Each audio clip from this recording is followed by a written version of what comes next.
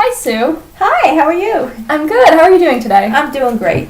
How was your Halloween? It was a lot of fun. I just love seeing the little kids dressed up and coming to the door. They're so cute. They really are. Okay, so last time we spoke about your diagnosis of prediabetes, and we set some goals to help you manage that diagnosis because I know you were feeling a little bit anxious about and shocked about the diagnosis last time you saw me. Oh, absolutely. Yeah. I feel like I'm still in shock. Mm-hmm. In my mind, diabetes is someone who's overweight. I've never been overweight, but yet still, the doctor said I had prediabetes and I needed to make some changes or I could end up with a type 2 diabetes diagnosis. Mm-hmm. Yes. And I don't remember if we talked about this last time, but does diabetes run in your family? No, but when I think back when I was pregnant and they did the glucose tolerance test, they told me I was borderline diabetic as a gestational person. So then I realized maybe, there was something brewing all along. Okay. That's interesting. Do you mind if I recap the goals that we spoke about last time? Sure. Okay, so we spoke about trying to add some exercise into your daily routine as a way of reducing your blood sugar and your A1C. We also spoke about trying to balance carbohydrates in your diet with more proteins and healthy fats. How has that been going for you? Well, with regards to the exercise, I feel like that's been going great. I've enjoyed that, and that's coming good. Okay, that's great. What types of exercise have you been engaging in? I found I think our goal was 3 times a week. Yes, it was 3 times a week. I've actually been exercising every day. Wow. To be honest, it's easier for me to set up a routine that I do every day rather than every other day or whatnot. That's trickier to follow. So I get up early in the morning, and then I alternate. One day I'm on the treadmill, and the other day I do yoga before work, and I'm able to fit that in, and I'm feeling really good. Wow, so you're walking on the treadmill, you're doing some yoga. It seems like you're getting a lot of movement into your day. Yeah, I love it. And I find I start my day feeling more relaxed. It makes you feel relaxed, and it also makes you healthier. So it sounds like you're getting 2 different benefits out of that. Yeah, at the same time. At the same time. That's so great. So how does it feel that you were able to accomplish this goal that we set last time? I feel really good about myself. I feel proud. Even though I have a very busy day, I found out by getting up a little earlier in the morning, I was able to carve out some time for me, and that was a good thing. That's great. So it was a matter of finding what works for you. You're a morning person, so working out in the morning seems like a good way for you to start your day. Oh, absolutely. I have my energy in the morning. When I tried to do it after work, I was just too tired, and I would look at the treadmill and just not get on. Yeah, sure. Okay, well, I'm glad you found something that works for you, and I'm glad you're feeling good. So how have you been doing with the balancing of the carbohydrates? That's been far more of a challenge for me. Okay. What types of foods have you been choosing on a daily basis? It's hard because now that I'm looking at my diet more critically, I realize that just about everything I've been eating is a carbohydrate. Yeah. From cereal in the morning to bagels to sandwich at lunch to snacks of crackers, dinner. We have a lot of pasta. My husband's Italian. We eat pasta. And then at night after dinner, I like cookies. So it's like carbs all day long, and I'm feeling at a loss. What is it that I should eat? Well, I mean, there's nothing wrong with eating carbohydrates. It's important to eat carbs for, a certain amount of carbs for good health. But the thing that we need to do is we need to balance out the carbohydrates with proteins, healthy fats, and fibers. So, what types of protein foods do you like to eat throughout the day? I do like eggs in the morning. Eggs in the morning? I do like that, Yeah, I think maybe adding eggs to your breakfast, not every morning, but every one, maybe 2 or 3 times a week could really help with that morning spike in the blood glucose. What types of protein foods would you maybe eat for lunch? I have cheese a lot. Maybe we could choose like a low-fat cheese. Would you be open to that? I could give it a try. Okay, yeah, let's try like a low-fat cheese. And how about healthy fats? Are you eating any unsaturated fats? Or do you know what an unsaturated fat is?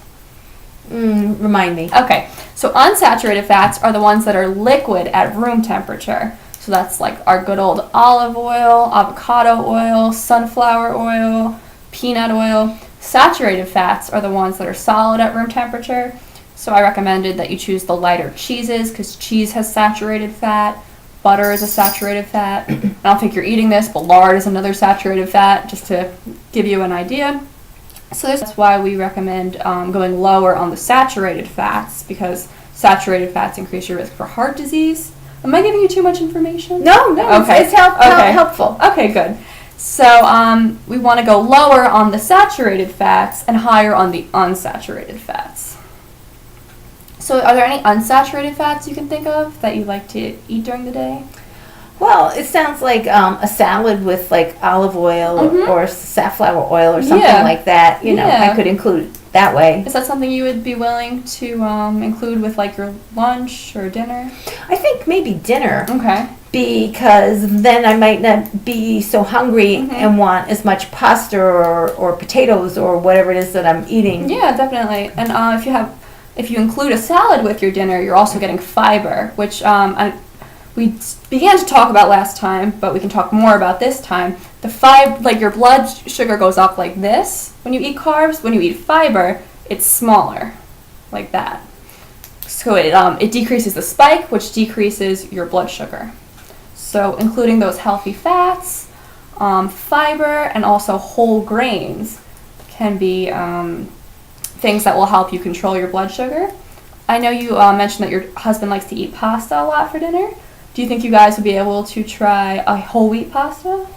I could give it a try. I mean, you don't have to have it every single time you have pasta, but it would definitely decrease that blood sugar spike if you were willing to do that once in a while. We could definitely give it a try. Okay, great.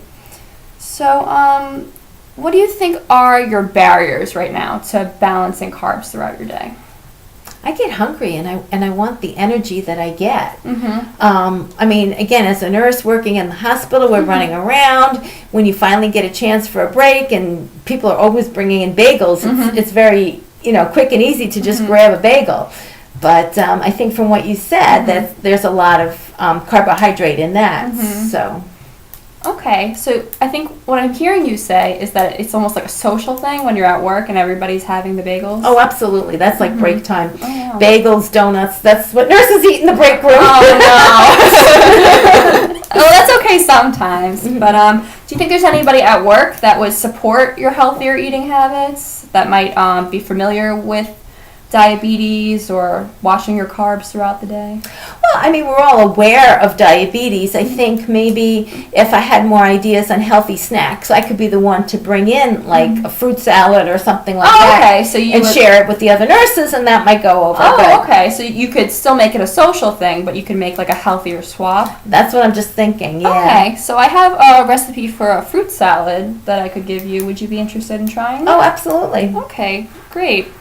And I know you said you were you had a stressful job last time, and that you get very stressed out throughout the day. Do you feel like do you ever feel like the stress and the eating is related?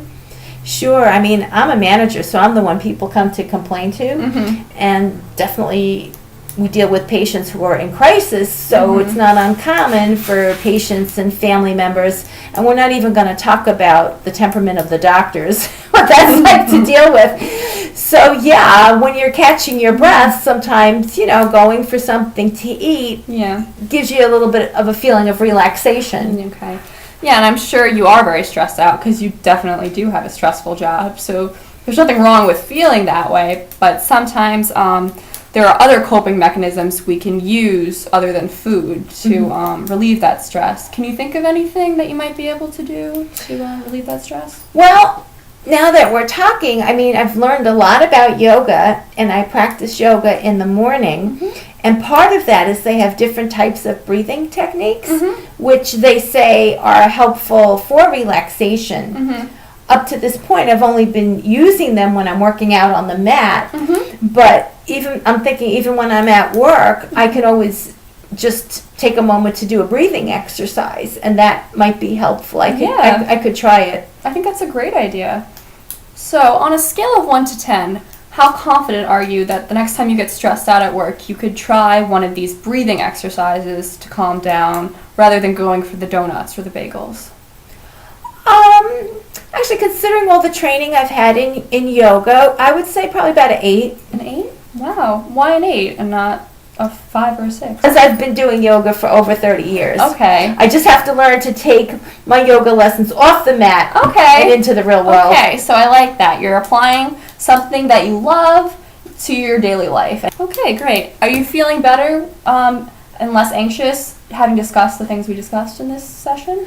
Yeah, but I guess I think I'm still a little confused with what do I eat. I need meal ideas. I need snack ideas. Okay. My husband is not going to give up his pasta. Okay. I'm not sure what to do. I Okay. go to the kitchen and I feel a little confused. Okay. I have a lot of recipes that are appropriate for a diabetic or pre-diabetic diet. A lot of them are salads that you talked about that you would be wanting to try for dinner. We could try maybe like some of the low-fat cheese for lunch with your sandwich. We can also try some egg recipes for breakfast. Would you be interested in trying any of these things? Oh, absolutely. Okay, great. So I have them all right here. Oh, thank you. Okay. So just to recap, you've been doing great with the exercise, and we're going to continue doing that. It doesn't have to be every day, but if you're doing it at least 3 times a week, or even more than that, that's great. And we are going to try to eat a protein or a healthy fat with our carbohydrates at breakfast, lunch, and dinner. Does that sound good? It sounds good. Yeah. Okay. It's been a pleasure meeting with you. Oh, thank you for all your help. I really appreciate it. You're welcome. I'll see you next time. Okay, I'll be back.